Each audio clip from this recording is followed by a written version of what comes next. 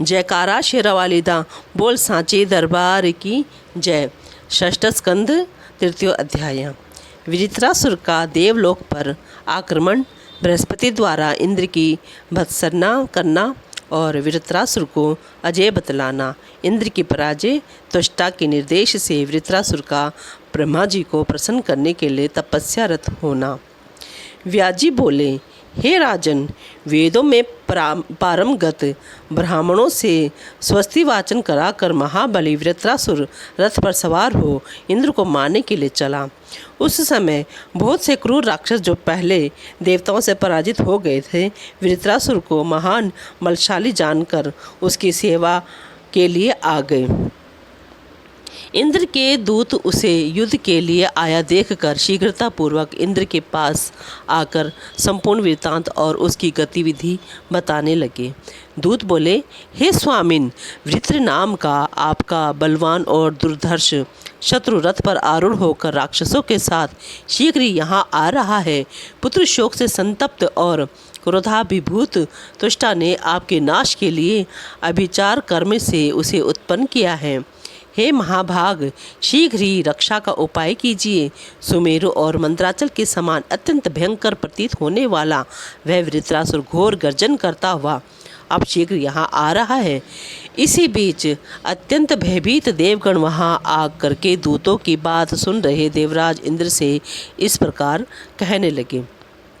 गण बोले, हे इंद्र, इस समय स्वर्ग में अनेक प्रकार के अपशगुन हो रहे हैं। पक्षियों के बहुत ही डरावने शब्द हो रहे हैं।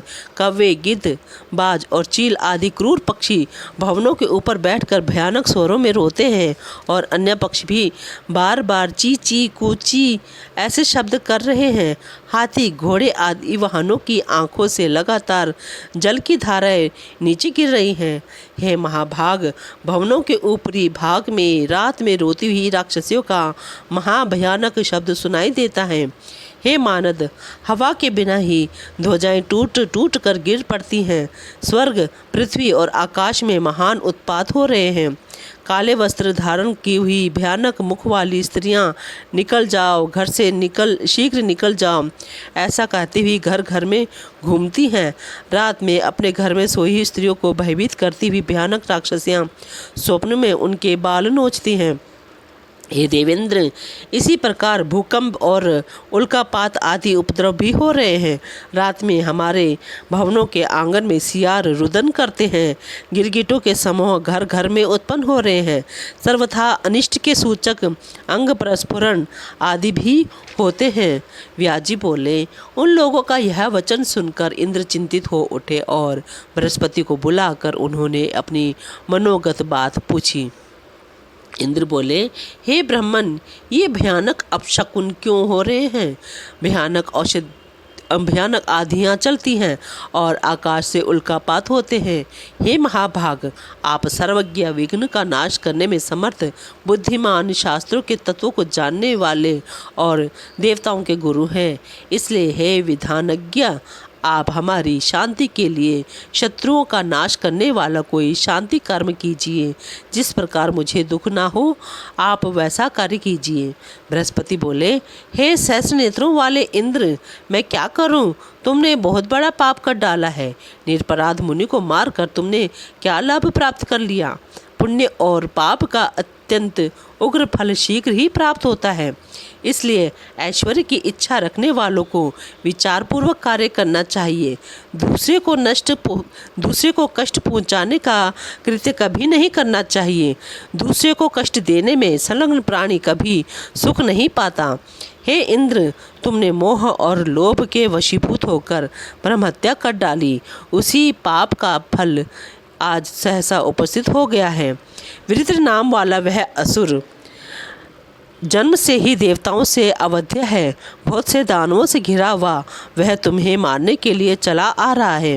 हे इंद्र, त्वष्टा के द्वारा दिए हुए उन सभी वज्रतुल्य तथा दिव्य आयुधों को लेकर वह उपस्थित हो रहा है। दुर्धर्ष तथा प्रतापी वह रथ पर आरूढ़ होकर पल्ले मचाते हुए चला आ रहा है। हे देवेंद्र, उसकी मृत्यु नहीं होगी। बृहस्पति ऐसा कह ही रहे थे कि वहाँ कोलाहल मच गया। गंधर्व, किन्नर, यक्ष, मुनि, तपस्वी और सभी देवता अपने अपने भवन छोड़कर भाग चले। उस महान आश्चर्य को देखकर इंद्र चिंतित हो उठे। तब उन्होंने सेवकों को सेना तैयार करने का आदेश दिया। वसुओं, रुद्रों, अश्वनी कुमारों, आदित्यों, पूषा, भग, वायु, कुबेर, वरुण और यम को बुलाओ। सभी श्रेष्ठ देवता आयुधों के साथ विमानों पर आरूढ़ होकर यहाँ शीघ्र आ जाए, क्योंकि अब शत्रु आने ही वाला है। ऐसी आगे देखकर देवराज अपने श्रेष्ठ गजराज ऐरावत पर सवार होकर बृहस्पति को आगे करके अपने भवन से बाहर निकले। वैसे ही अन्य सभी देवता भी हाथों में शस्त्र लेकर अपने अपने वाहनों पर सवार होकर युद्ध का संकल्प करके चल पड़े। उधर वृत्रासुर भी विशाल दानवी सेना के साथ वृक्षों से सुशोभित रमणीय तथा देवताओं से सेवित मानसरोवर के उत्तरवर्ती पर्वत पर आ गया। बृहस्पति को आगे करके सभी देवताओं के साथ इंद्र ने भी उस मानसरोवर पर्वत पर आकर संग्राम किया। बृहस्पति को आगे करके सभी देवताओं के साथ इंद्र ने भी उस मानसोत्तर पर्वत पर आकर संग्राम किया। तब गदा, तलवार, परिघ, पाश, बाण, शक्ति और परशु आदि युद्धास्त्रों के द्वारा वृत्रासुर और इंद्र में भयानक युद्ध हुआ। मनुष्यों और विशुद्ध हृदय वाले ऋषियों के लिए अत्यंत भयकारी वह युद्ध मानव वर्ष की गणना से 100 वर्षों तक चला। उस युद्ध में सबसे पहले वरुण और उसके बाद मरुदगण पलायन कर गए। इसी प्रकार यम, अग्नि, इंद्र जो भी थे वे सभी युद्ध से निकल भागे। इंद्र आदि प्रमुख देवताओं को भाग कर जाते देखकर वृत्रासुर भी प्रसन्नतापूर्वक आश्रम स्थित अपने पिता के पास गया और उन्हें प्रणाम करके बोला, हे पिताजी, मैंने आपका कार्य कर दिया। युद्ध भूमि में आए हुए इंद्र सहित सभी देवता मुझसे पराजित हो गए। वे सब उसी प्रकार भयभीत होकर अपने स्थानों को भाग गए जैसे सिंह से डरकर हाथी और मृग भाग जाते हैं। इंद्र तो पैदल ही भाग गए। मैं हाथियों में श्रेष्ठ उस ऐरावत को लेकर आया हूँ। हे भगवान, आप इस गज श्रेष्ठ को ग्रहण करें। मैंने उन सब को इसलिए नहीं मारा क्योंकि डरे हुए को मारना अनुचित होता है। हे तात, आप पुनः आगे कीजिए कि मैं आपका कौन सा इच्छित कार्य करूं।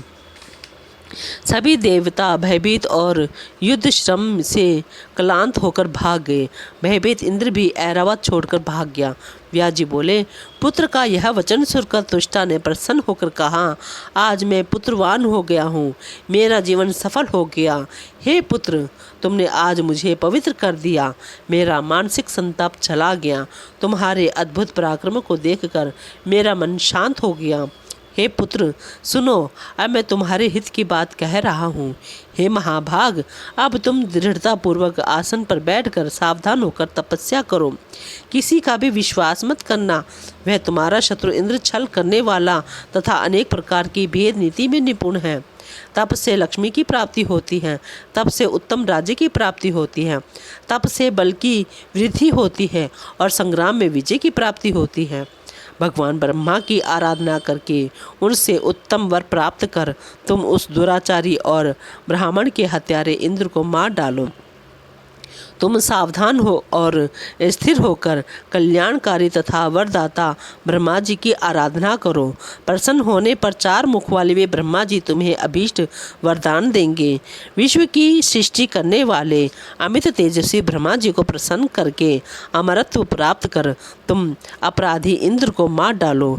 हे पुत्र, मेरे मन में उस पुत्र घाती के प्रति वैर बना हुआ है। ना मुझे शांति प्राप्त होती है और ना ही मैं सुख से ही सो पाता हूँ। उस पापी ने मेरे निर्दोष तपस्वी पुत्र को मार डाला है, इसलिए मुझे शांति नहीं मिलती। हे वृत्र, तुम मुझे दुखी का उद्धार करो। व्यास जी बोले, तब पिता का वचन सुनकर वृत्रासुर कुपित हो उठा। पिता से आगे लेकर वह प्रसन्नतापूर्वक तपस्या करने के लिए चला गया। गंधमादन पर्वत पर पहुंचकर पवित्र और मंगलकारिणी देव नदी गंगा जी में स्नान करके कुश का आसन बिछाकर वह दृढ़तापूर्वक बैठ गया। अन्न और जल का त्याग करके योगाभ्यास में तत्पर होकर मन में विश्व सृष्टा ब्रह्मा जी का ध्यान करता हुआ वह दृढ़ भाव से आसन पर बैठा रहा। उसे तपस्या करता हुआ जानकर इंद्र चिंता से व्यग्र हो उठे। तब उसके तप में विघ्न डालने के लिए इंद्र ने गंधर्वों, अत्यंत ओजस्वी यक्षों, नागों, सर्पों, किन्नरों, विद्याधरों, अप्सराओं और अनेक देवदूतों को भेजा। उन मायावियों द्वारा तप में विघ्न के लिए भली भांति उपाय किए गए, किंतु परम तपस्वी त्वष्टा पुत्र वृत्र ध्यान से विचलित नहीं हुआ। बोलो जयकारा शेरा वालिदा, बोल सांचे दरबार की।